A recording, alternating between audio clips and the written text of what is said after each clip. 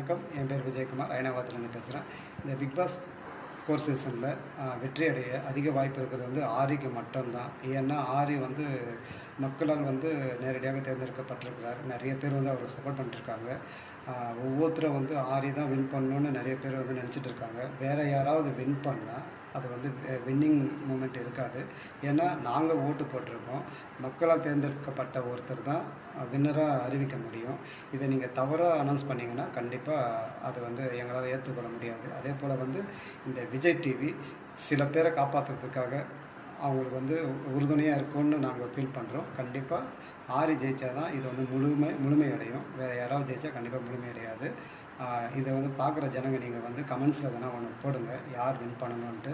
என்னை பொறுத்த வரைக்கும் எங்களுடைய சப்போர்ட் எல்லாமே ஆரிக்கு மட்டும்தான் இருக்கும். குள்ளநரி கூட்டத்துக்கு கண்டிப்பாக இருக்கவே இருக்காது.